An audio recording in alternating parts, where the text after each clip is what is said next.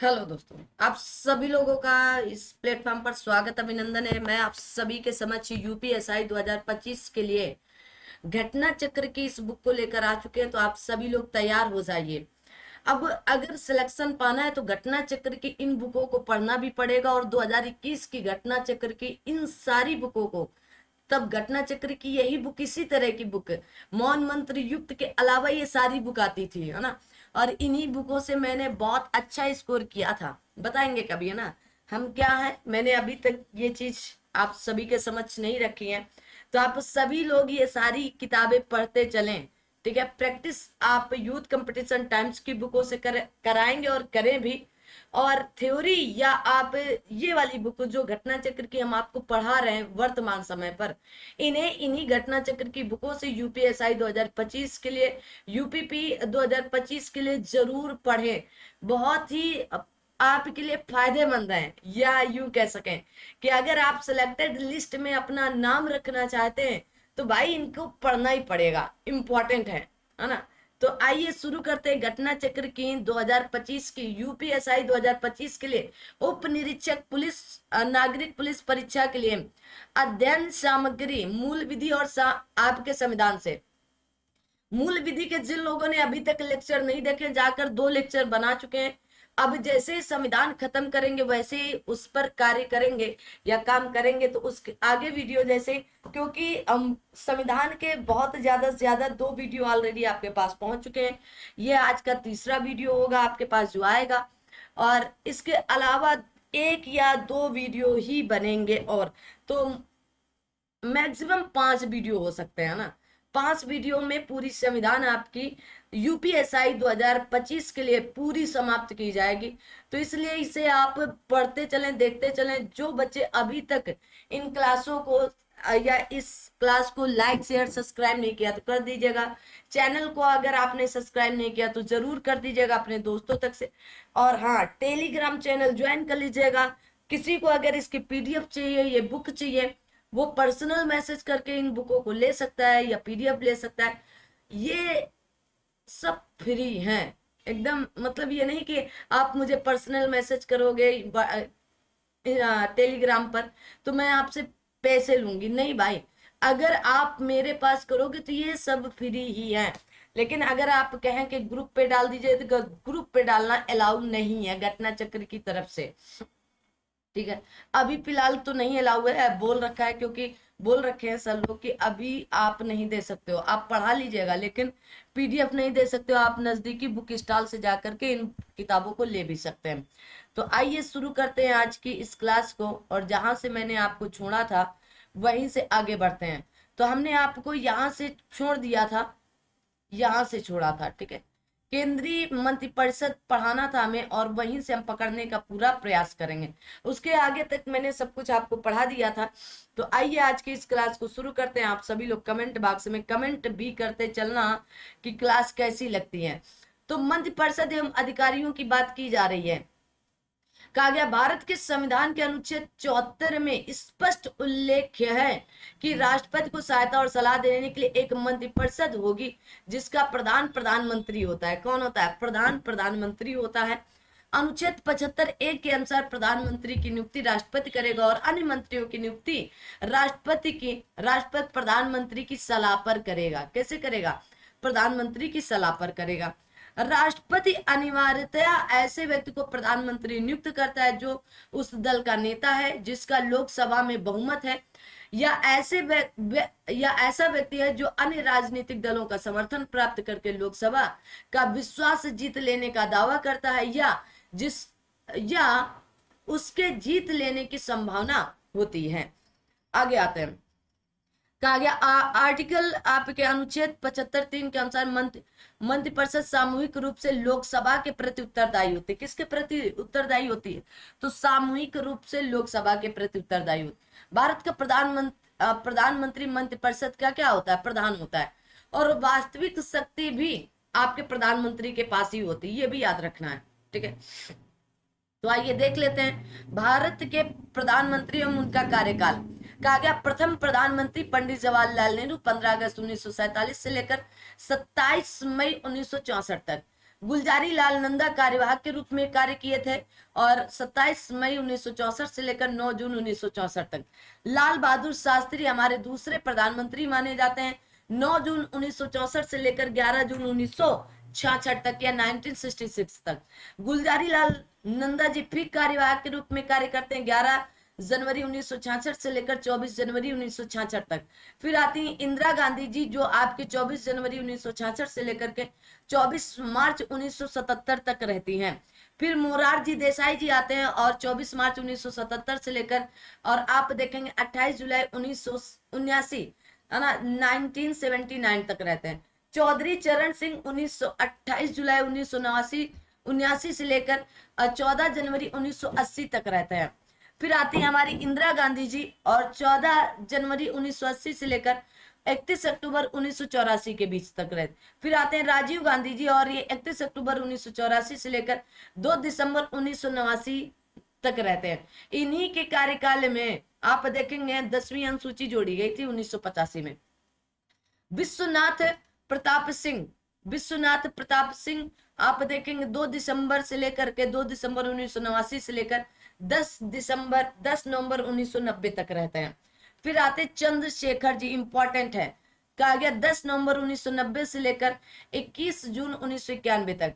PV Narasimha Rao ji 1991 से लेकर 1996। 11वीं अनुसूची और 12वीं अनुसूची भारत के प्रधानमंत्री कौन थे पूछा जाता है, पीवी नरसिम्हा राव जी थे। फिर आते अटल बिहारी वाजपेयी जी 16 मई 1996 से लेकर 1 जून 1996 तक, थोड़े दिन के लिए बने थे। फिर आते हैं एच.डी. देवगौड़ा जी 1 जून 1996 से लेकर 21 अप्रैल 1997 के बीच में। फिर आते इंद्र कुमार आपके गुजराल जी जो आपके 21 अप्रैल 1997 से लेकर 19 मार्च 1998 तक। अटल बिहारी वाजपेयी जी 19 मार्च 1998 से लेकर 22 मई 2004 तक। मनमोहन सिंह कहा गया 22 मई 2004 से लेकर 26 मई 2014 तक रहते हैं। और फिर आते हैं हमारे नरेंद्र दामोदर दास मोदी जी 26 मई 2014 से लेकर अब तक हैं, क्या है अब तक है प्रेजेंट टाइम पर भी। कहा गया व्यक्ति अनुसार क्रम से प्रधानमंत्री नरेंद्र दामोदर दास मोदी जी भारत के 15वें प्रधानमंत्री और कार्यवाहक प्रधानमंत्री गुलजारी लाल नंदा को सम्मिलित करते हुए हैं। ठीक है, तो याद रखना। अब आगे आते हैं, आगे देखते हैं। एक मिनट, अभी देखें सब ओके है, कट रहा है कुछ, ओके थोड़ा सा कट रहा है ना, बस इसको सेट कर दें एक बार तो सही हो।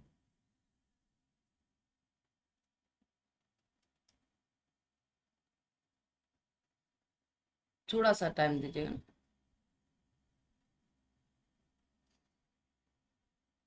आ जाइए, अभी ठीक है।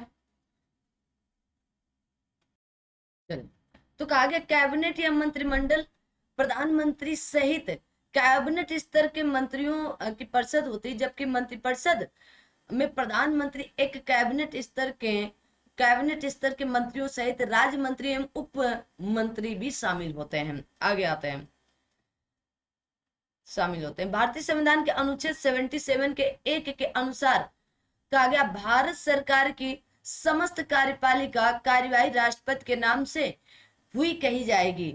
अनुच्छेद 78 के अनुसार प्रधानमंत्री का कर्तव्य है कि मंत्रिपरिषद के सभी निर्णयों को राष्ट्रपति को संसूचित करे और जो जानकारी राष्ट्रपति मांगे वो भी दी जाती है। तो प्रधानमंत्री का कर्तव्य आपके आर्टिकल नंबर 78 के तहत आता है।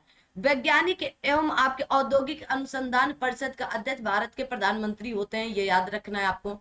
ठीक है, क्या याद रखना है, ये पॉइंट याद रखना है। आगे आते हैं, कहा गया प्रधानमंत्री की नियुक्ति के समय उसका किसी सदन का सदस्य होना आवश्यक नहीं है, किंतु प्रधानमंत्री पद पर नियुक्त किए जाने के 6 माह के भीतर उससे किसी एक सदन लोकसभा या राज्यसभा का सदस्य बन जाना आवश्यक होगा। क्या होगा, बन जाना आवश्यक होगा। ठीक है, आवश्यक होगा, अन्यथा 6 माह बाद अपने पद पर नहीं बना रहेगा, 6 माह बाद उसे हटा दिया जाएगा। कहा गया मंत्रिपरिषद का सदस्य निम्न सदन लोकसभा के साथ तथा उच्च सदन राज्यसभा का भी हो सकता है। है ना। बहुत से प्रधानमंत्री ऐसे हैं जो राज्यसभा से संबंधित है और मैक्सिमम तो लोकसभा से संबंधित होते हैं, ठीक है। यहाँ तक कि संसद के दोनों सदनों के बाहर का व्यक्ति भी मंत्रिमंडल का सदस्य हो सकता है, परंतु उसे 6 माह के भीतर सदस्य संसद के किसी सदन का सदस्य बनना होगा। मतलब 6 माह के भीतर आपको ऐसा कार्य कर देना होगा। कहा गया लोकसभा के प्रक्रिया एवं संचालन संबंधी नियमों के तहत मंत्रिपरिषद के विरुद्ध अविश्वास प्रस्ताव लाने के लिए लोकसभा के कम से कम 50 सदस्यों का समर्थन आवश्यक है। कहा गया कोई पद संसद अथवा विधानमंडलों में सदस्यों की निहारता हेतु लाभ का पद है अथवा नहीं, इसका निर्णय अनुच्छेद 102 के सब आर्टिकल 1 का के तहत अंतर्गत केंद्र में संसद तथा अनुच्छेद 191 के 1 का के अंतर्गत राज्यों में विधानमंडल करेंगे। नरेंद्र दामोदर दास मोदी जी, डॉक्टर मनमोहन सिंह, अटल बिहारी वाजपेयी जी, इंदिरा गांधी एवं पंडित जवाहरलाल नेहरू के बाद ऐसे 5वें प्रधानमंत्री हैं जिनकी नियुक्ति लगातार दूसरे कार्यकाल के लिए हुई है, ठीक है। कहा गया स्वतंत्रता के पश्चात डॉक्टर बी.आर. अम्बेडकर विधि कानून मंत्री बने थे, जबकि अंतरिम सरकार 1946 में कानून मंत्री जोगेंद्र नाथ मंडल थे। इंपॉर्टेंट है। कहा गया भारत के द्वितीय प्रधानमंत्री लाल बहादुर शास्त्री की मृत्यु देश के बाहर ताशकंद या वर्तमान में उज्बेकिस्तान की राजधानी में 11 जनवरी 1966 को हुई थी और इनका कार्यकाल भी 11 जनवरी 1966 तक ही माना गया है। चौधरी चरण सिंह के पूरे कार्यकाल के दौरान लोकसभा की बैठक नहीं हुई। किसके? चौधरी चरण सिंह। कहा गया आई.के. गुजराल का मुख्य योगदान पड़ोसी देशों के साथ मधुर संबंध बनाने वाले विदेश नीति। कहा गया गुजराल आपके डॉक्ट्रिन है और नई आर्थिक नीति प्रधानमंत्री पीवी नरसिम्हा राव के समय आई थी। कौन? पीवी नरसिम्हा राव 1991 में आई थी। कब आई थी? 1991 में। आगे आते हैं। सभी लोग सेशन को लाइक शेयर सब्सक्राइब जरूर करते चलिएगा, ठीक है। देखेंगे। कहा गया संविधान में मंत्रिमंडल शब्द का प्रयोग केवल आर्टिकल 352 के खंड नंबर 3 में किया गया है। ओके, आगे देखते हैं। कहा गया केंद्रीय कैबिनेट सचिवालय सीधे प्रधानमंत्री के अधीन होता है।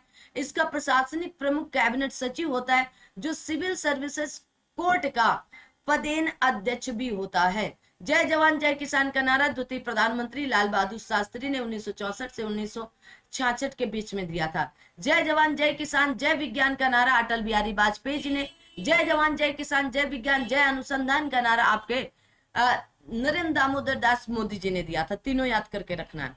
वर्ष 1998 में पोखरण परमाणु परीक्षण के बाद तत्कालिक प्रधानमंत्री अटल बिहारी वाजपेयी जय विज्ञान शब्द को जोड़ा। यह नारा जय जवान जय किसान और जय विज्ञान हो गया। संविधान के अनुच्छेद 76 के अनुसार भारत सरकार को कानूनी मामले में परामर्श देने के लिए राष्ट्रपति अटॉर्नी जनरल या महान्यायवादी की नियुक्ति करता है।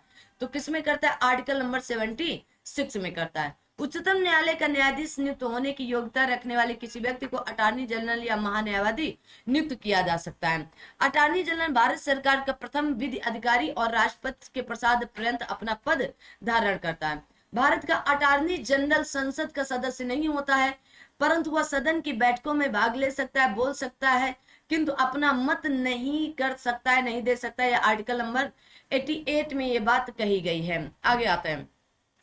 भारत का महान्यायवादी अपने कर्तव्यों के निष्पादन में भारत के सभी अदालतों में सुनवाई का अधिकार रखता है। कहा गया महान्यायवादी का आपके पारिश्रमिक राष्ट्रपति द्वारा निर्धारित किया जाता है वेतन भत्ता।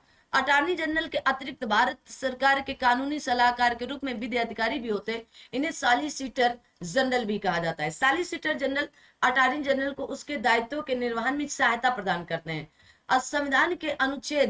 भारतीय संविधान के अनुच्छेद 148(1) के अनुसार भारत के नियंत्रक एवं महालेखक परीक्षक या कैग की नियुक्ति भारत के राष्ट्रपति के द्वारा की जाती है। नियंत्रक एवं महालेखक परीक्षक कैग का कार्यकाल 6 वर्ष या 65 वर्ष की उम्र तक, इसमें जो पहले हो वही माना जाता है।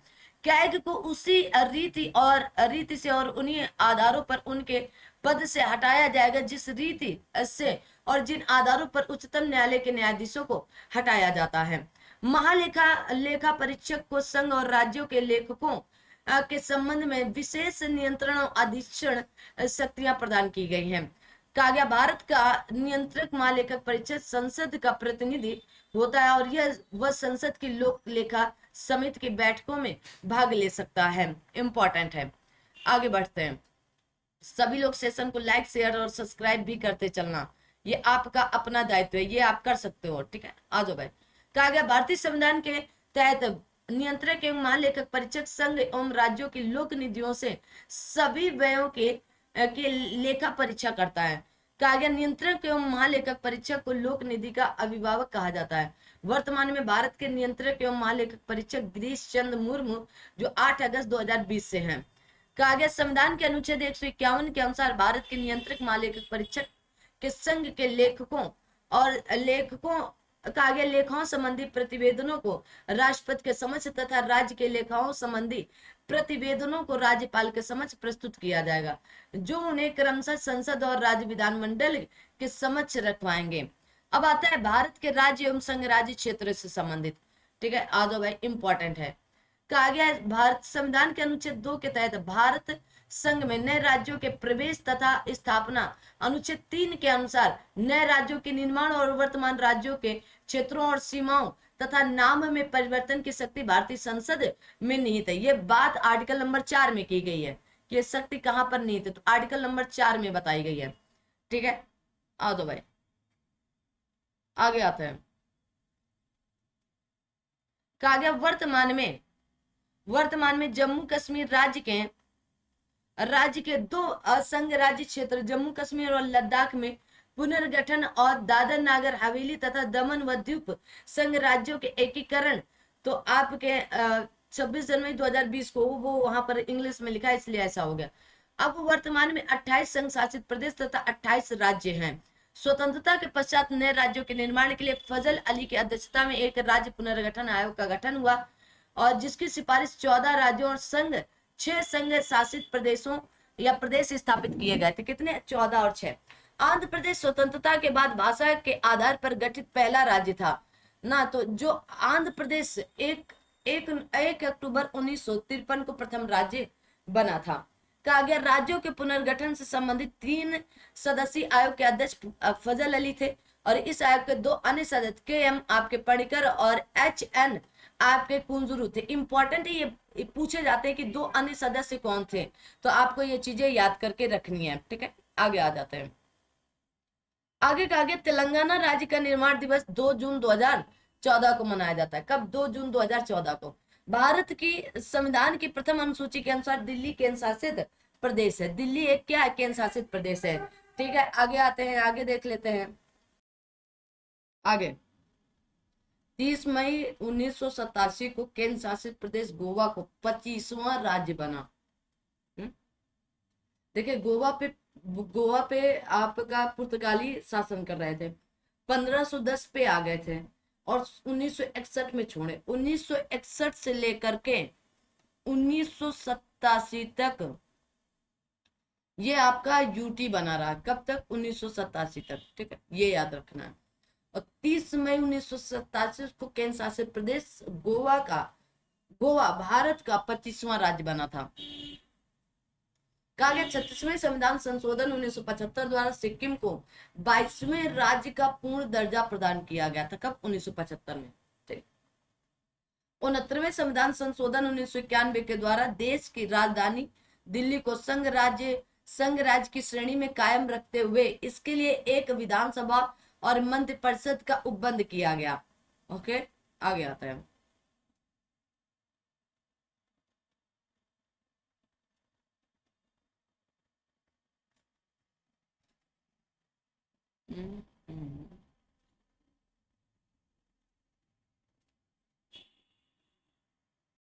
चलिए, तो नए राज्यों का गठन कहा गया। आंध्र प्रदेश राज्य का 1953 में, महाराष्ट्र 1960 में, गुजरात 1960 में, नागालैंड 1963 में, हरियाणा 1966 में, 1966 में।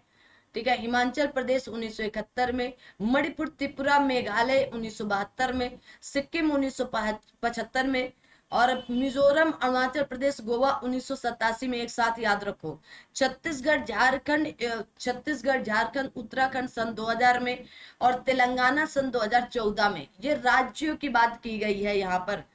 है ना। अब भारत के राज्य एवं उनकी राजधानियां, आंध्र प्रदेश की राजधानी आपके विधायी अमरावती, कार्यकारी विशाखापत्तनम और न्यायिक आपके कुर्नूल है। अरुणाचल प्रदेश के ईटानगर, असम के दिसपुर, बिहार के पटना, छत्तीसगढ़ की रायपुर, गोवा की पणजी, गुजरात की गांधीनगर, हरियाणा की चंडीगढ़, हिमाचल प्रदेश के शिमला, झारखंड की रांची, कर्नाटक की बेंगलुरु, केरल का तिरुवनंतपुरम, मध्य प्रदेश का भोपाल, महाराष्ट्र का मुंबई, मणिपुर का इम्फाल, मेघालय का शिलांग, मिजोरम का आइजोल, नागालैंड का कोहिमा, उड़ीसा का भुवनेश्वर, पंजाब का चंडीगढ़, राजस्थान का जयपुर, सिक्किम का गंगटोक, तमिलनाडु का चेन्नई, तेलंगाना का हैदराबाद, त्रिपुरा का अगरतला, उत्तर प्रदेश का लखनऊ, उत्तराखंड का देहरादून और पश्चिम बंगाल का कोलकाता। यह है 28 राज्य। देखो ये आपको राजधानी आती है, इसलिए हमने एक ही बार में इनको पढ़ दिया है। ठीक है, आगे आता है।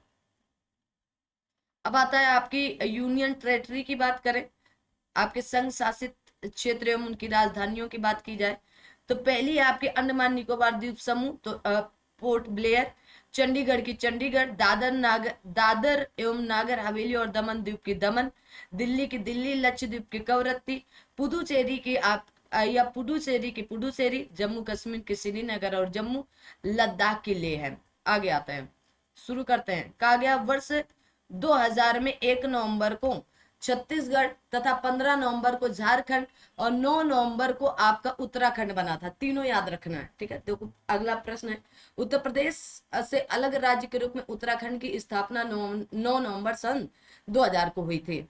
राज्य सरकार, अब आता है आपका यहाँ से क्या राज्य सरकार है। कहा गया अनुच्छेद 153 के परंतु के अनुसार एक ही व्यक्ति 2 या अधिक राज्यों का राज्यपाल हो सकता है।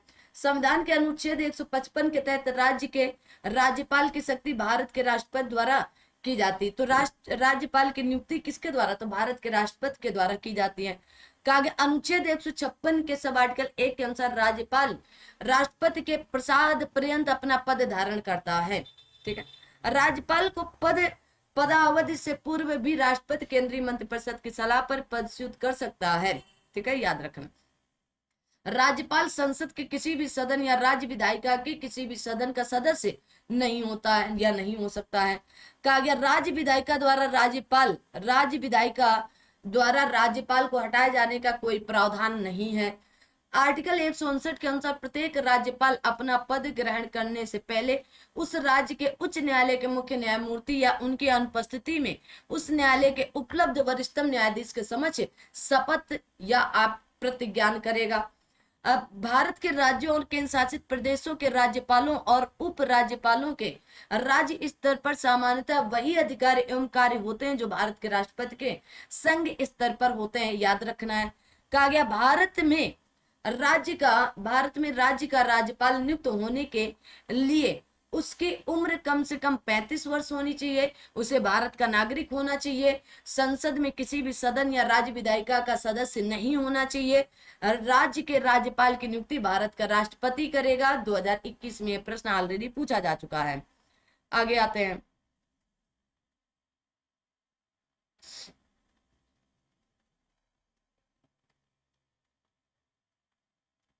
कहा गया राज्यों के राज्यपाल को निर्देश देने का अधिकार है कि संसद का एक अधिनियम किसी राज्य में अनुसूचित क्षेत्र पर लागू नहीं होता है या निर्दिष्ट संशोधनों और आपके कहा गया अपवादों के साथ लागू होता है। राज्यों के राज्यपालों को पारिश्रमिक या उनका जो वेतन भत्ता होता है और सेवा शर्तों के बारे में कानून बनाने का अधिकार केवल भारतीय संसद के पास है। राज्य के कहा गया विश्वविद्यालयों के कुलाधिपति के रूप में संबंधित राज्य का राज्यपाल कार्य करता है। इंपॉर्टेंट है। ठीक है, कहा गया संविधान के अनुच्छेद 164 के सब आर्टिकल 1 के अनुसार मुख्यमंत्री की नियुक्ति राज्यपाल करेगा और अन्य मंत्रियों की नियुक्ति राज्यपाल मुख्यमंत्री की सलाह पर करेगा। राज्यों की मंत्री राज्यपाल के प्रसाद पर्यंत अपना पद धारण करते हैं, यह भी याद रखना है। अनुच्छेद 164 के सब आर्टिकल 2 के अनुसार मंत्रिपरिषद राज्य की विधानसभा के प्रति सामूहिक रूप से उत्तरदायी होती है। संविधान के अनुच्छेद 173 के ख के अनुसार विधानसभा का सदस्य बनने के लिए न्यूनतम आयु 30 वर्ष और विधान परिषद का सदस्य बनने के लिए न्यूनतम आयु आपकी 30 वर्ष होनी चाहिए। यहाँ पर विधानसभा का न्यूनतम आयु 25 वर्ष और विधान परिषद के लिए 30 वर्ष। शायद मैंने वहां 30 बोल दिया था, ठीक है। आ जाओ। कहा गया संविधान के अनुच्छेद 200 के अनुसार राज्य विधानमंडल द्वारा पारित विधेयक राज्यपाल के समक्ष प्रस्तुत किए जाने पर राज्यपाल उसे अनुमति दे सकता है, अनुमति रोक सकता है या राष्ट्रपति के विचार के लिए आरक्षित रख सकता है। राज्यपाल अनुच्छेद 168 के तहत राज्य की विधायिका का अंग होता है। राज्यों के उच्च न्यायालयों के न्यायाधीशों की नियुक्ति अनुच्छेद 217 के तहत राष्ट्रपति द्वारा की जाती है। राज्यपाल के पास राष्ट्रपति की तरह आपातकालीन शक्तियां नहीं है, ठीक है, आपातकालीन शक्तियां नहीं है राज्यपाल के पास। राज्यपाल किसी भी अप्रत्याशित व्यय को पूरा करने के लिए राज्य की आकस्मिकता निधि से अग्रिम धन दे सकता है। कहा गया अनुच्छेद 161 के तहत राज्य की कार्यपालिका शक्ति के विस्तार वाले विषयों पर किसी अपराध के लिए दोष सिद्ध ठहराए गए व्यक्ति के दंड का राज्यपाल निलंबन, परिहार या लघुकरण अथवा क्षमा कर सकता है, परंतु मृत्यु दंड को वह क्षमा नहीं कर सकता। यह शक्ति केवल और केवल राष्ट्रपति के पास होती है। सरोजिनी नायडू भारत की प्रथम महिला राज्यपाल थी और वो भी उत्तर प्रदेश की थी। सरोजिनी नायडू 15 अगस्त 1947 से कहा गया मृत्यु पर्यंत 2 मार्च 1949 तक उत्तर प्रदेश की राज्यपाल थी। आगे आता है।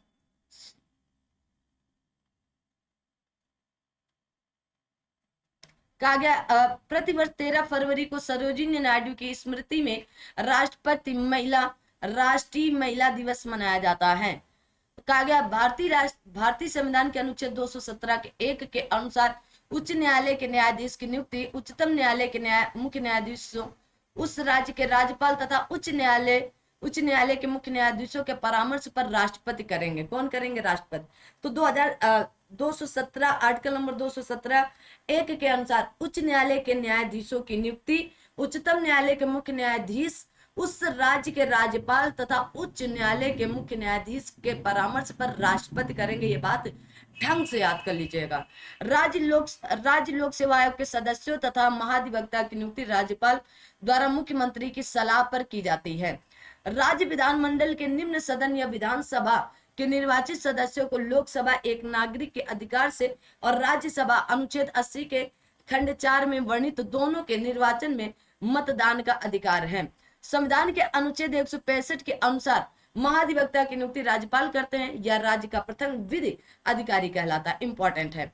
कानूनी विषयों पर राज्य सरकार को परामर्श देने के लिए कहा एडवोकेट जनरल या महाधिवक्ता की नियुक्ति की जाती है। राज्यपाल उच्च न्यायालय या न्यायाधीश बनने की योग्यता धारण करने वाले किसी व्यक्ति को एडवोकेट जनरल नियुक्त करता है, आर्टिकल नंबर 165 में। इसी को हम लोग महाधिवक्ता कहते हैं। राज्य के महाधिवक्ता की नियुक्ति राज्यपाल द्वारा की जाती है। किसके द्वारा? राज्यपाल।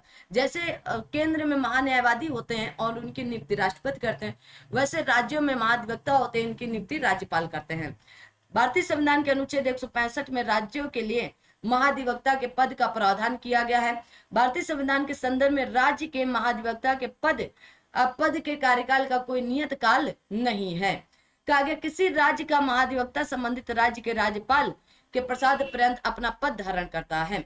राज्य के विधानमंडल के दोनों सदनों की कार्यवाही में बोलने और भाग लेने का अधिकार राज्य के महाधिवक्ता के पास होता है।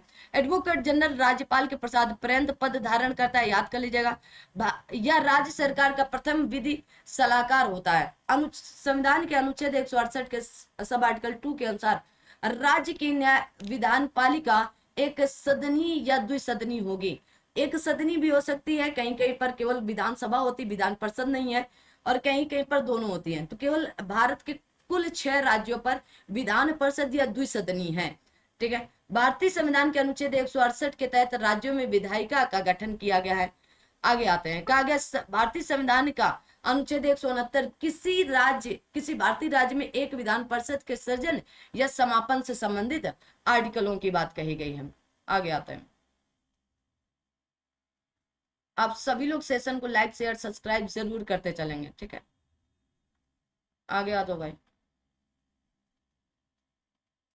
आगे आते हैं। कहा गया भारतीय संविधान के अनुसार भारत में किसी राज्य के विधानसभा में अधिकतम संभव सदस्यों की संख्या 500 सीटें हो सकती है। कितनी? 500। राज्य विधानसभा में चुनाव में उम्मीदवार बनने के लिए न्यूनतम 25 वर्ष की आयु होनी चाहिए। द्विसदनात्मक विधानमंडल की स्थिति में विधान परिषद उच्च सदन और विधानसभा निम्न सदन होता है।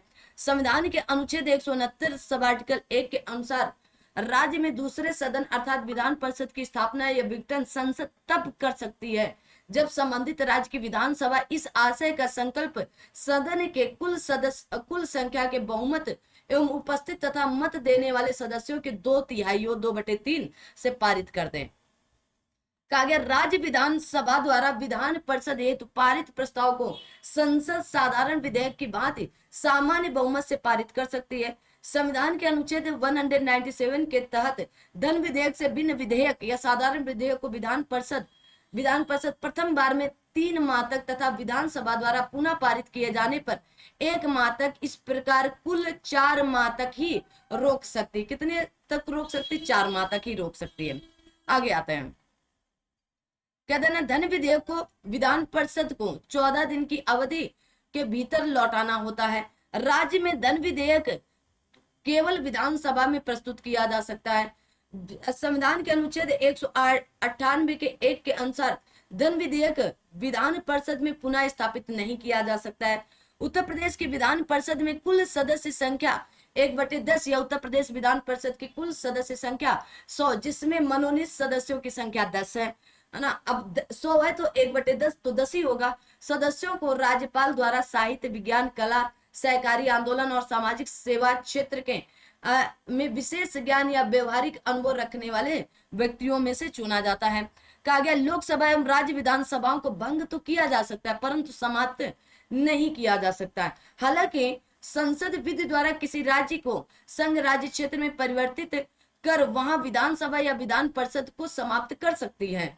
राज्यसभा को ना तो भंग किया जा सकता है और ना ही समाप्त किया जा सकता है, जबकि राज्य विधान परिषदों को यद्यपि भंग नहीं किया जा सकता है यह तथापि अनुच्छेद 169 में के तहत इन्हें संसद द्वारा संबंधित राज्य की विधानसभा द्वारा विशेष बहुमत के प्रस्ताव पारित करने पर समाप्त किया जा सकता है। तो भंग तो नहीं किया जा सकता लेकिन इसे समाप्त किया जा सकता है।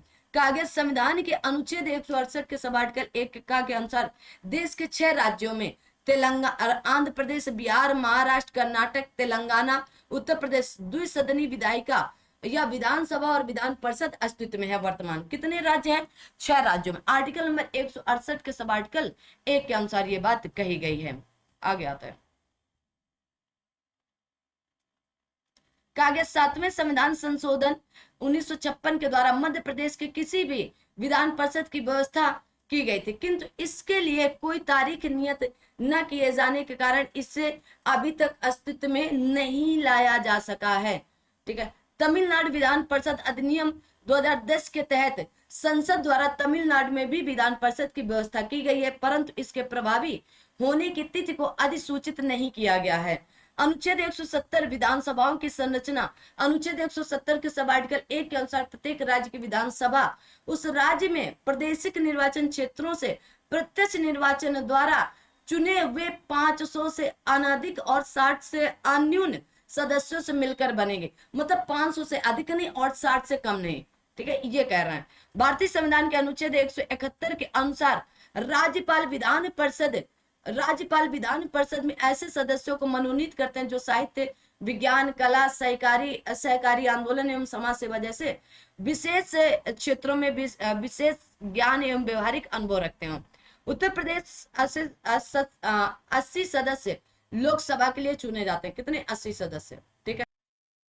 आगे, राज्य विधायिका द्वारा पारित कुछ प्रकार के विधेयकों को भारत के राष्ट्रपति के विचारार्थ आरक्षित करने का अधिकार राज्य के राज्यपाल के पास होता है। किसके? राज्य के राज्यपाल के पास। कहा गया भारतीय संविधान का अनुच्छेद 202 राज्य विधायिका के वार्षिक वित्तीय विवरण से संबंधित है। किससे? वार्षिक वित्तीय विवरण। जिला योजना समिति की संरचना राज्य विधायिका द्वारा निर्धारित की जाती है।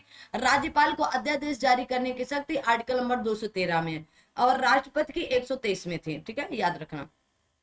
अनुच्छेद 324 के तहत राज्य विधायिका विधानसभाओं के निर्वाचन को संचालित करने की शक्ति भी भारत के निर्वाचन आयोग को सौंपी गई है। भारत के तो राज्य के विधानसभाओं के, ना कि पंचायतों के लिए। ठीक है, तो जैसे सीएम, राज्यपाल, मतलब ये वाले, तो ये कौन, तो भारत के निर्वाचन आयोग के द्वारा।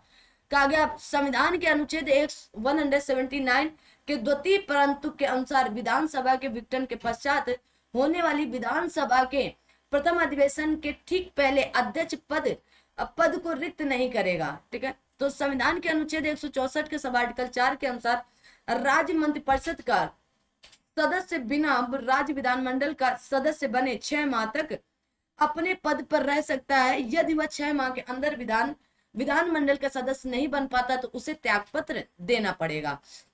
आगे, राज्य सरकार के मंत्रियों के वेतन एवं भत्तों का निर्धारण अनुच्छेद 164 के सब आर्टिकल 5 के तहत राज्य विधानमंडल द्वारा विधि बनाकर किया जाता है। यदि राज्य विधानमंडल ऐसी विधि नहीं बनाते तो दूसरी अनुसूची में भी निर्दिष्ट वेतन एवं भत्ते प्रदान किए जाएंगे। आ दो भाई, आगे आता है। और हाँ, ये कमेंट ना किया करो आप लोग ना कि पूरा करा दे, अरे आपको पूरा ही देंगे, आधा अधूरा क्यों देंगे हम आपको ना। ठीक है, लेकिन आप लोग चैनल को सब्सक्राइब नहीं करते हैं ना, देखते आप इतने लोग वीडियो हैं लेकिन चैनल को सब्सक्राइब नहीं करते, तो फटाफट आप सभी लोग चैनल को लाइक शेयर सब्सक्राइब कर लिया करो, अपने दोस्तों तक भी शेयर कर दिया करो प्लीज, छोटी सी रिक्वेस्ट है आप सबसे। चले, तो संविधान के अनुच्छेद 174 के सब आर्टिकल 2 के अनुसार राज्य की विधानसभा के 17 अवसान अथवा विघटन का आदेश राज्यपाल द्वारा दिया जाता है। किसके द्वारा, राज्यपाल द्वारा दिया जाता है। कहा गया मुख्यमंत्री का राष्ट्रीय विकास परिषद की बैठक में भाग लेना संवैधानिक कर्तव्य ना होकर प्रशासनिक कर्तव्य। याद कर लो भाई, सुचेता कपलानी भारत के किसी भी राज्य की मुख्यमंत्री बनने वाली पहली महिला थी और उत्तर प्रदेश की बनी थी। सुचेता कपलानी 1963 में उत्तर प्रदेश राज्य की मुख्यमंत्री बनी थी। नई व्यवस्था के अनुसार जम्मू और कश्मीर संघ राज्य क्षेत्र की विधानसभा का कार्यकाल 5 वर्ष होगा, पहले या 6 वर्ष का हुआ करता था। नारायण दत्त तिवारी उत्तर प्रदेश के ऐसे एकमात्र राजनीतिज्ञ थे जिन्होंने उत्तर प्रदेश के अलावा एक दूसरे राज्य उत्तराखंड के मुख्यमंत्री पद को भी सुशोभित किया है। ये बात आपको याद रखनी है। आगे आता है, कहा गया उत्तर प्रदेश के सबसे युवा मुख्यमंत्री अखिलेश सिंह यादव रहे हैं। चौधरी चरण सिंह एवं विश्वास नाथ प्रताप सिंह ने उत्तर प्रदेश के मुख्यमंत्री के अलावा भारत के प्रधानमंत्री पद को भी सुशोभित किया है। मायावती एकमात्र मुख्यमंत्री जिन्होंने 4 बार अलग अलग कार्यकालों में उत्तर प्रदेश मुख्यमंत्री के पद को सुशोभित किया है। केरल राज्य विधानसभा चुनाव में पहली बार आदर्श आचार संहिता पेश की गई थी। उत्तर प्रदेश विधानसभा में 403 निर्वाचित सदस्य होते हैं। उत्तर प्रदेश विधान परिषद में 100 सदस्यों का चयन होता है, याद कर लीजिएगा। उत्तर प्रदेश में 31 सदस्यों को राज्यसभा के लिए चुना जाता है। कमेंट करके बताओगे कि लोकसभा के लिए उत्तर प्रदेश से कितनी सीटें हैं। अब आता है आपका उच्च न्यायालय। कहा गया उच्च न्यायालय के न्यायाधीशों को भारत के राष्ट्रपति द्वारा नियुक्त किया जाता है। भारतीय संविधान के अनुच्छेद अनुसार उच्च न्यायालय के न्यायाधीशों के सेवानिवृत्ति की आयु 62 वर्ष होती है। भारत के राष्ट्रपति के पास उच्च न्यायालय के न्यायाधीशों को उनके कार्यालय से हटाने की शक्ति जब संसद के प्रत्येक सदन ने एक प्रस्ताव पारित किया हो। ठीक है, आगे आते हैं। कहा गया भारतीय संविधान का अनुच्छेद 219 उच्च न्यायालयों के न्यायाधीशों द्वारा शपथ या आपकी अभिपुष्टि से संबंधित है। उच्च न्यायालय के न्यायाधीशों के वेतन और भत्तों का भुगतान संबंधित राज्यों के संचित निधि द्वारा किया जाता है। आगे देखते हैं।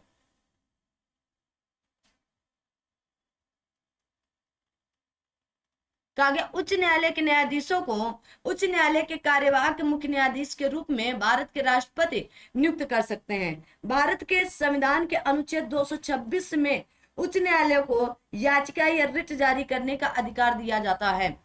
संविधान के अनुच्छेद 227 के अधीन उच्च न्यायालय अपने अधीनस्थ समस्त न्यायालयों एवं अधिकरणों पर आपके पर्यवेक्षण की शक्ति रखता है। भारत की संसद के पास 2 या 2 से अधिक राज्यों के लिए सर्वमान्य उच्च न्यायालय स्थापित करने का अधिकार भी है।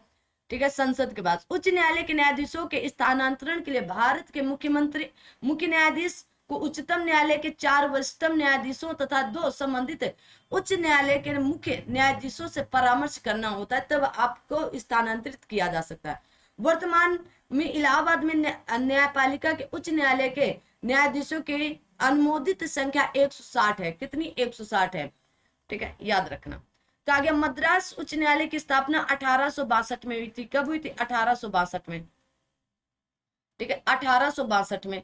कहा गया भारत में उच्च न्यायालय की संस्था पहली बार 1862 में स्थापित की गई। 1866 या 1866 में कलकत्ता, बॉम्बे, मद्रास के बाद भारत में चौथा उच्च न्यायालय इलाहाबाद में स्थापित किया गया था। कहा गया उत्तर पश्चिमी प्रांतों के लिए उच्च न्यायालय की पीठिका या सीट 1869 में आगरा से इलाहाबाद स्थानांतरित किया गया था। वर्तमान में भारत में उच्च न्यायालयों की संख्या कितनी हो चुकी है? 25 है वर्तमान में। कितनी? 25। भारतीय संविधान के भाग 6 में राज्यों में अधीनस्थ न्यायालयों से संबंधित अध्याय भी है।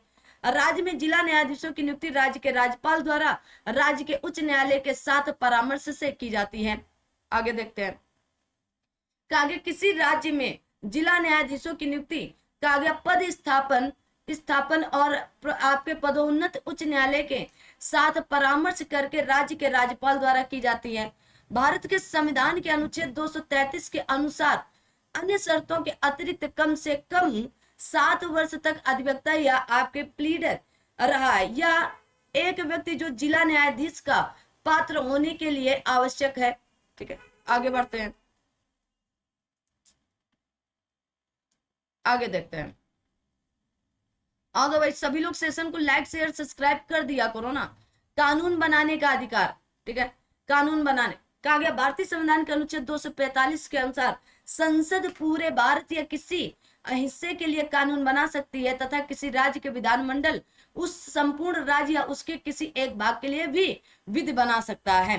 कहा गया संविधान के अनुच्छेद 246 के तहत केंद्र और राज्यों के मध्य विधायी शक्तियों के बंटवारे के लिए 3 अनुसूचियां, संघ सूची 97 विषय, वर्तमान में 98, राज्य सूची पहले इसमें 66 विषय और अभी वर्तमान में 69 हो चुके हैं, समवर्ती सूची आपके पहले 47 अभी आपके 52 विषय को 7वीं अनुसूची में वर्णित किया गया है। कहा गया अनुच्छेद 246 7वीं अनुसूची की सूची 1 संघ सूची में शामिल किसी भी विषय पर केंद्र को तथा सूची 2 राज्य सूची में शामिल विषयों पर राज्यों को कानून बनाने की इजाजत देता है। वहीं तीसरी समवर्ती सूची पर केंद्र और राज्य दोनों को कानून बनाने की शक्ति है।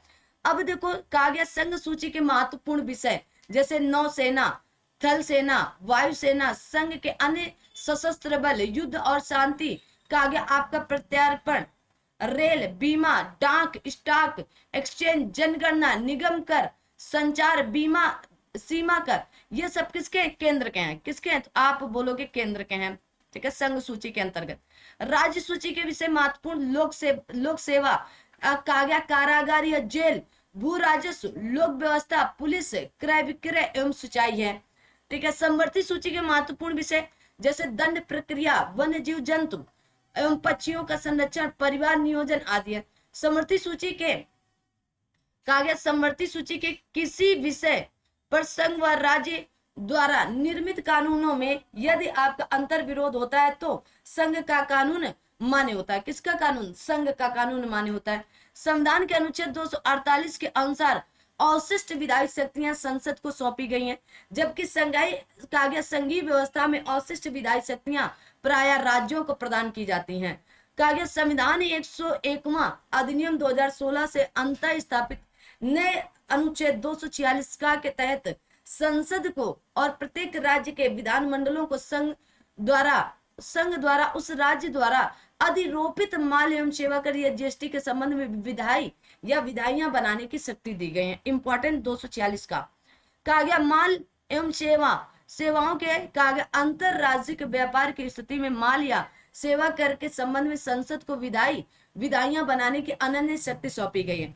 आर्टिकल 249 के तहत यदि राज्यसभा अपने उपस्थित और मत देने वाले सदस्यों के 2/3 बहुमत द्वारा समर्थित संकल्प से यह घोषित करे कि संसद राष्ट्रीय हित में राज्य सूची के किसी विषय पर विधि बनाए तो संसद उस विषय पर कानून बना सकती है। क्या कर सकती? कानून बना सकती है। आर्टिकल नंबर 249 बहुत इंपॉर्टेंट है। आगे कहा गया राष्ट्रपति द्वारा राष्ट्रीय आपातकाल घोषित होने की तिथि में आर्टिकल नंबर 250(1) के तहत संसद को राज्य सूची में वर्णित विषयों पर विधि बनाने का अधिकार प्राप्त हो जाता है। आर्टिकल 252 के अनुसार 2 या अधिक राज्यों के लिए उनकी सहमति से विधि बनाने की संसद की शक्ति और ऐसी विधि का किसी अन्य राज्य या द्वारा अंगीकृत किया जाना उल्लेखनीय है। ठीक है, आगे देखो, कहा गया संविधान के अनुच्छेद 253 के अनुसार अंतरराष्ट्रीय करारों को लागू करने के लिए राज्य सूची के विषय पर संसद कानून बना सकती है। व्यापार संबंधी बौद्धिक संपदा अधिकार तथा अपहरण विरोधी अधिनियम इसमें शामिल हैं। भारतीय संविधान का अनुच्छेद 253 केंद्र और राज्य के बीच विधायी शक्तियों के विवरण को निरस्त करता है और किसी भी दूसरे देश के साथ किसी कहा गया आपके करारनामे, समझौते या संधि पत्र को लागू करने के लिए पूरे भारत के लिए किसी भी कानून को बनाने के लिए केंद्र या संसद को अधिकार देता है। भारतीय संसद का अनुच्छेद 256 बताता है कि प्रत्येक राज्य की कार्यकारी शक्ति का प्रयोग इस प्रकार किया जाएगा कि संसद द्वारा बनाई गई गतिविधि या विधियों का अनुपालन सुनिश्चित हो। कहा गया संविधान के अनुच्छेद 257 में प्रावधान है कि प्रत्येक राज्य की कार्यकारी शक्ति का प्रयोग इस प्रकार किया जाएगा ताकि वह संघ की कार्यकारी शक्ति के अमल में बाधा या प्रतिकूल प्रभाव न डाले। अनुच्छेद 262 के सब आर्टिकल 1 के तहत संसद को किसी अंतरराज्यीय नदी या नदी घाटी में पानी के उपयोग, वितरण या आपके नियंत्रण के संबंध में किसी विवाद या शिकायत या कहा गया न्याय निर्णय करने की शक्ति नीति आर्टिकल नंबर 262 में, किसमें 262 में आप इससे पूछा जाता है कि नदी जल विवाद या नदी घाटी पर विवाद है तो अंतरराज्यीय है, क्या अंतरराज्यीय। कहा गया भारतीय संविधान के भाग नंबर 11 में केंद्र और राज्यों के बीच विधायी शक्तियों या विधायी संबंधों से संबंधित है। भारतीय संविधान का अनुच्छेद 245 से लेकर 255 केंद्र और राज्यों के बीच संवैधानिक संबंधों से संबंधित है, बहुत इंपॉर्टेंट है। संसद और विधानसभाओं जिन विषयों पर कानून बना सकती है उनका उल्लेख 7वीं अनुसूची में किया गया है। राज्य सूची में शामिल विषयों पर संसद को कानून बनाने का अधिकार देने वाले प्रस्ताव को राज्यसभा में पारित होने के लिए उपस्थित सदस्यों का 2/3 बहुमत और मतदान अनिवार्य है। कहा गया भारतीय संविधान के निर्माताओं द्वारा कनाडा देश के संविधान से केंद्र के पास अवशिष्ट शक्तियां होने की संकल्पना को लिया गया था। तो कहां से? कनाडा देश के संविधान से। ठीक है, आ दो भाई, आगे देखते हैं और अपने सेशन को कंप्लीटली, और आप सभी लोग सेशन को लाइक, शेयर और कंप्लीटली पूरा देखा करें, तभी लाभ होगा। अगर आप थोड़ा सा देखकर सोच रहे हैं हमें वो लाभ मिल जाए जो पूरी क्लास देखने के बाद लाभ होगा, तो शायद नहीं मिल पाएगा ना, तो आप पूरी क्लास देखें। कहा गया भारतीय संविधान का अनुच्छेद 249 राज्य सूची में किसी मामले के संबंध में कानून बनाने के लिए संसद को अधिकृत करने के लिए राज्यसभा को विशेष अधिकार प्रदान करता है। वन्य जीव संरक्षण अधिनियम 1972 राज्य सूची में किसी मामले पर संसद को कानून बनाने के लिए राज्यों द्वारा अनुरोध करने के बाद संसद द्वारा पारित कानूनों का एक उदाहरण है। भारतीय संविधान के अनुच्छेद 256 से लेकर 263 केंद्र और राज्यों के बीच प्रशासनिक संबंधों से संबंधित है। कहा गया भारतीय संविधान के अनुच्छेद 263 में अंतर राज्य परिषदों की स्थापना का प्रावधान शामिल है। भारत में अंतर राज्य परिषद की स्थापना कब हुई? 1990 में हुई थी, 2011 में पूछी गई थी, 2021 में पूछी गई। कहा गया वर्ष 1990 में भारत के राष्ट्रपति ने अंतर राज्य परिषद की स्थापना की थी। भारतीय संविधान, कहा गया संविधान के अनुच्छेद 263 के तहत अंतर राज्य परिषद के अध्यक्ष भारत के प्रधानमंत्री होंगे। अब आर्टिकल नंबर 263 भी पूछा जाता है अंतर राज्य परिषद से संबंधित, आपसे खूब घुमा घुमा करके यह प्रश्न बनता है। कहा गया अंतर राज्य परिषद एक संवैधानिक निकाय है। भारतीय संविधान के अनुच्छेद 263 के तहत स्थानीय सरकार और कहा गया शहरी विकास के लिए केंद्रीय परिषद का गठन वर्ष 1954 में किया गया था। वर्ष 1969 में केंद्र राज्य संबंधों पर राजमन्नार समिति का गठन तमिलनाडु सरकार द्वारा किया गया था। वर्ष 1983 में सरकारिया आयोग को केंद्र राज्य संबंधों पर अध्ययन और अनुशंसाएं करने के लिए गठित किया गया था। वर्ष 2007 में भारत में सरकार द्वारा केंद्र राज्य संबंधों के बारे में अध्ययन करने के लिए न्यायमूर्ति MM पुंची की अध्यक्षता में एक आयोग का गठन किया गया। अप्रैल 2007 में भारत सरकार द्वारा स्थापित केंद्र राज्य संबंधों पर द्वितीय आयोग के अध्यक्ष आपके MM पुंची जी बने थे।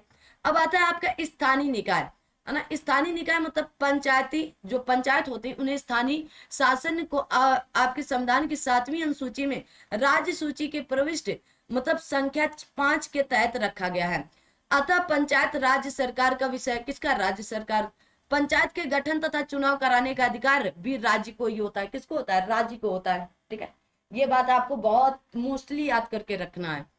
ठीक है, किसको होता है? राज्य को होता है। आगे आते हैं, कहा गया अनुच्छेद 243 ई के अनुसार पंचायतों की अवधि उनके प्रथम अधिवेशन से 5 वर्ष तक होती है तथा इस अवधि की समाप्ति से पूर्व नए चुनाव आवश्यक हैं।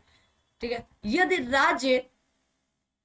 राज्य विधानमंडल द्वारा पंचायत का समय पूर्व पूर्व विघटन कर दिया जाता है तो विघटन की तारीख 6 माह की अवधि के भीतर नए चुनाव कराए जाने आवश्यक है। 73वां व 74वां संविधान संशोधन क्रमशः राज्य की पंचायतों एवं नगर पालिकाओं से संबंधित है। 73वें और 74वें संविधान संशोधन 1992 और 24 अप्रैल 1993 और 74वां 1 जून 1993 से प्रभावी हुआ था। अनुच्छेद कहा गया है इसमें, अनुच्छेद 243 डी के तहत अनुसूचित जाति, अनुसूचित जनजाति तथा महिलाओं के लिए आरक्षण की व्यवस्था की गई है। बहुत बार ये पूछा गया किस आर्टिकल में की जाती है, तो आप बताओगे आर्टिकल 243 के डी में की गई है। कहा गया प्रत्येक पंचायत में अप्रत्यक्ष निर्वाचन से भरे जाने वाले कुल स्थानों में 1/3 महिलाओं के लिए आरक्षित किए जाते। कितने? 1/3 पद। ग्राम पंचायतों को गठित करने का निर्देश राज्य के नीति निर्देशक तत्वों में शामिल आर्टिकल नंबर 40 में राज्य को ग्राम पंचायतों को संगठित करने का निर्देश देता है। बलवंत राय मेहता समिति ने ग्रामीण क्षेत्रों में त्रिस्तरीय पंचायत प्रणाली की अनुशंसा की थी। पंचायती कहा गया पंचायती राज प्रणाली में स्थानीय स्तर पर त्रिस्तरीय शासन की व्यवस्था की गई।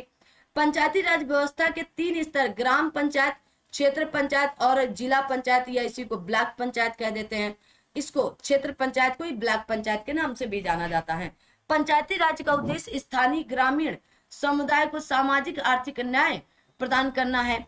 पंडित जवाहरलाल नेहरू ने 2 अक्टूबर 1959 को राजस्थान के नागौर जिले में पंचायती राज का उद्घाटन किए थे। तत्पश्चात आंध्र प्रदेश भी इस व्यवस्था को अपने यहाँ लागू कर पंचायती राज प्रणाली लागू करने वाला दूसरा राज्य, लेकिन पूर्ण राज्य में लागू करने वाला पहला राज्य था। पूर्ण राज्य पर लागू करने वाला पूर्ण राज्य पर। ठीक है, वहां पर एक आप देखेंगे कि जिला में, नागौर जिला के एक गांव में लगाया जाता है पहले, लेकिन यहाँ पर पूर्ण राज्य पर लगाया जाता है। ठीक है, कहा गया पंचायतों में सुधार के लिए 1977 में अशोक मेहता समिति, वर्ष 1985 में GV के राव समिति, 1986 में डॉक्टर LM सिंघवी समिति आती हैं, याद कर लीजिएगा चारों, और 1957 के बलवंत राय मेहता समिति। अशोक मेहता समिति द्वारा पंचायती राज के लिए त्रिस्तरीय प्रतिमान के स्थान पर आपकी 2 स्तरीय प्रतिमान की प्रस्तुति की गई थी या संस्तुति की गई।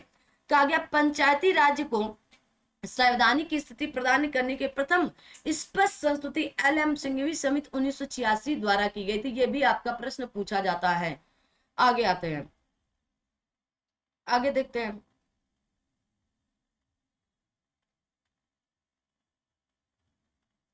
कहा गया 73वें संविधान संशोधन अधिनियम 1992 के द्वारा संविधान में भाग 9 तथा अनुच्छेद 243 से लेकर 243 अणा तक एवं 11वीं अनुसूची जोड़कर पंचायती राज संस्थानों को संवैधानिक स्तर प्रदान किया गया। वर्तमान में बिहार, उत्तराखंड, मध्य प्रदेश, हिमाचल प्रदेश, आंध्र प्रदेश, केरल, छत्तीसगढ़, झारखंड, महाराष्ट्र, उड़ीसा, राजस्थान, असम, गुजरात, कर्नाटक, सिक्किम, तमिलनाडु, तेलंगाना, पश्चिम बंगाल, पंजाब, त्रिपुरा में महिलाओं को 50% स्थान पंचायतों में आपके सुरक्षित किए गए। कितने? 50%। ठीक है, कहा गया भारतीय संविधान के अनुच्छेद 243 F के 1 के अनुसार कोई व्यक्ति पंचायत चुनाव लड़ सकता है यदि उसकी आयु कम से कम 21 वर्ष पूरी हो चुकी हो। नगर परिषद में चुने जाने के लिए कोई व्यक्ति तभी योग्य होगा जब वह उस नगर की मतदाता सूची में सम्मिलित हो। कहा गया संविधान के अनुच्छेद 243 I के तहत राज्यपाल प्रत्येक 5 वर्ष पर राज्य वित्त आयोग का गठन करेगा।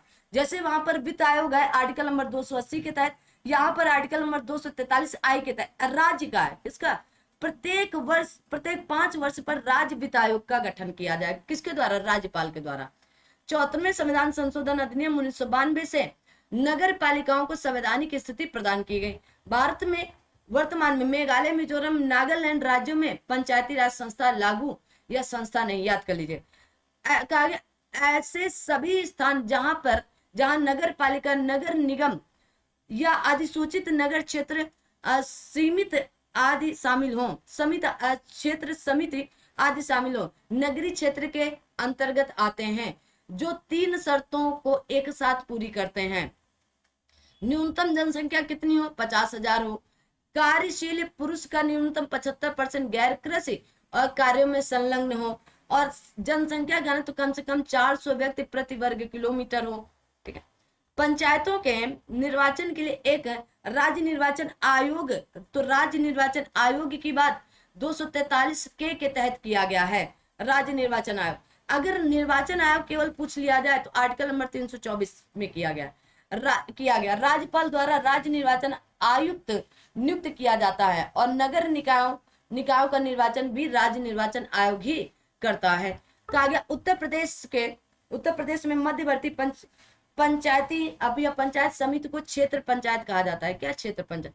ब्लॉक स्तर पर पंचायत समिति एक प्रशासनिक प्राधिकरण के रूप में कार्य करती है। ये पॉइंट आपको थोड़ा सा याद करके रखना है। आगे आता है, कहा गया ब्लॉक स्तर पर पंचायत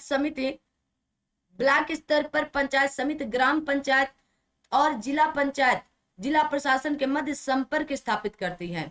भारतीय संविधान के अनुच्छेद, आगे आते हैं, कहा गया भारतीय संविधान के भाग 4 में राज्य के नीति निर्देशक तत्वों के अंतर्गत आर्टिकल 41 के तहत उपबंधित है कि राज्य अपनी आर्थिक सामर्थ्य और विकास की सीमाओं के भीतर काम पाने के अधिकार को प्राप्त कराने का प्रभाव उपबंध करेगा। साथ ही आर्टिकल 43 में कहा गया है कि राज्य आपके उपयुक्त विधान या आर्थिक संगठन द्वारा या किसी अन्य रीति से कृषि के, उद्योग के या अन्य प्रकार के सभी कर्मकारों को काम, निर्वाह, मजदूरी, शिष्ट जीवन स्तर और अवकाश का संपूर्ण उपभोग सुनिश्चित करने वाली काम की दशाएं प्रदान करने का प्रयास करेगा। ये आर्टिकल नंबर कहां पर कहा गया? 43 में कहा गया।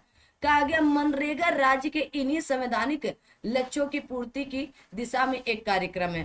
कहा गया राष्ट्रीय ग्रामीण रोजगार गारंटी अधिनियम या इसी को नरेगा अगस्त 2005 में संसद द्वारा पारित हुआ था। इसे 2 फरवरी 2006 से लागू कर आंध्र प्रदेश के अनंतपुर जिले में इस योजना का प्रारंभ किया गया था। 2 अक्टूबर 2009 से इसका नामकरण महात्मा गांधी नरेगा तो मनरेगा कर दिया गया था। क्या? मनरेगा। कहा गया मनरेगा का उद्देश्य रोजगार की गारंटी उपलब्ध कराकर ग्रामीण क्षेत्रों में आजीविका सुरक्षा को बढ़ाना है। भारतीय संविधान के अनुच्छेद 243A में ग्राम सभा के संबंध में प्रावधान शामिल है। ग्राम सभा के गांव स्तर पर पंचायत के क्षेत्रों में शामिल एक गांव की मतदाता सूची में पंजीकृत सभी व्यक्ति शामिल होते हैं।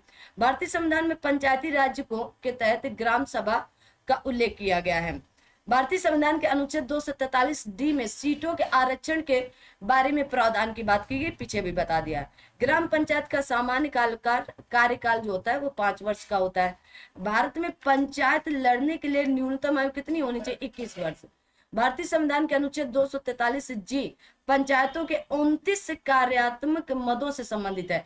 पूछा जाता है जो आपके अनुसूची नंबर 11 में 29 विषय रखे गए उनके, तो किस आर्टिकल में? तो 243G में ये बात कही गई। आगे आ जाते हैं और जहां से टॉपिक समाप्त होगा वहां से ये क्लास आज की समाप्त करेंगे। ठीक है, तो आइए कहा गया, आगे आता है अगला है, कहा गया राज्य वित्त आयोग का गठन राज्य का राज्यपाल करता है, जो किसी राज्य में पंचायतों की वित्तीय स्थिति की समीक्षा करता है। पंचायत द्वारा खातों के रख रखाव और ऐसे खातों की लेखा परीक्षा या ऑडिटिंग के संबंध में प्रावधान करने का अधिकार राज्य विधायिका को है। भारतीय संविधान का अनुच्छेद 243 के पंचायतों के चुनाव से संबंधित है। और पंचायती राज व्यवस्था का उद्घाटन किसने किया था? तो पंडित जवाहरलाल नेहरू जी ने किया था। जिला योजना समिति जिले में पंचायतों और नगर पालिकाओं द्वारा तैयार की गई योजनाओं को समेकित करती है। अशोक मेहता की अध्यक्षता में पंचायत राज संस्थाओं पर समिति की नियुक्ति 1977 में हुई थी। कब? 1977 में अशोक मेहता वाली, बलवंत राय मेहता वाली 1957 में। राजीव गांधी सरकार ने 1986 में पंचायती राज संस्थाओं के बारे में अध्ययन करने के लिए LM सिंघवी समिति की नियुक्ति की थी। याद रखना है, पीछे भी बताया है। आगे कहा गया है कि भारतीय संविधान का भाग 9 इन राज्यों में पंचायतों की त्रिस्तरीय प्रणाली की परिकल्पना करता है, जहां जनसंख्या 20 लाख से अधिक हो। कितनी हो? 20 लाख से अधिक हो। आगे कहा गया भारत की संसद द्वारा पंचायत अनुसूचित क्षेत्रों में विस्तार अधिनियम वर्ष 1996 में लागू किया गया है। उत्तर प्रदेश पंचायत राज सदस्यों, प्रधानों और उप प्रधानों का चुनाव नियमन कहा गया नियम वर्ष 1994 में स्थापित किए गए थे। उत्तर प्रदेश पंचायती राज कहा गया निर्वाचक रजिस्ट्रीकरण नियमावली 1994 में स्थापित की गई थी। इंपॉर्टेंट है। वर्ष कहा गया भारतीय संविधान के भाग नंबर आपके 9 का में नगर पालिकाओं से संबंधित प्रावधान शामिल है। और संविधान के अनुच्छेद 243 के अनुसार प्रत्येक नगर पालिका अपने प्रथम अधिवेशन के लिए नियत तारीख से 5 वर्ष तक बनी रहेगी। कितनी? 5 वर्ष तक के लिए। कहा गया महानगरीय क्षेत्र के लिए योजना और समन्वय के उपबंध में महानगर योजना समिति के कार्यों के संबंध में कानून द्वारा प्रावधान करने का अधिकार राज्य विधानमंडल के पास होगा। भारतीय संविधान के अनुच्छेद 9 का बी में सहकारी समितियों के बारे में प्रावधान दिए गए हैं। किसके बारे में? सहकारी समितियों के बारे में प्रावधान दिए गए। आगे आते हैं। नगर निगम की बैठकों की अध्यक्षता कौन करता है? तो महापौर या मेयर करता है। यूपी नगर पालिका सदस्यों या पार्षदों, अध्यक्ष और महापौरों का चुनाव वर्ष 2010 में स्थापित किया गया था। ये किए गए थे। प्रशासनिक सुविधा के लिए उत्तर प्रदेश में 226 नगर पालिका बोर्ड हैं। कितने? 226 नगर पालिका बोर्ड हैं। भारत का पहला नगर निगम मद्रास में स्थापित किया गया। कहां पर? मद्रास में स्थापित किया। केंद्र और राज्यों के बीच संबंध, इसकी बात अगली क्लास में करेंगे। तो ये वाली क्लास आप सभी लोग देखें, सेशन को लाइक शेयर सब्सक्राइब करें और अगली क्लास में पूरा प्रयास करेंगे कि इसे समाप्त किया जाए संविधान को। ठीक है, तो प्रयास करिएगा कि ये आपकी तीसरी क्लास है। वैसे तो मैंने 5 क्लासें बोली हैं, तो प्रयास करेंगे 4 या 5 क्लासों में इसे पूर्णतया समाप्त कर दिया जाएगा। तो टेंशन नहीं लेने का और बढ़िया से पढ़ते रहिएगा। तारीख बहुत ही जल्द घोषित होने वाली है यूपीएसआई 2025 के लिए। तो क्लास कैसी लगती है इसके लिए भी आप सभी लोग कमेंट करके बता सकते हो और सेशन को लाइक शेयर और सब्सक्राइब भी करके रखिएगा।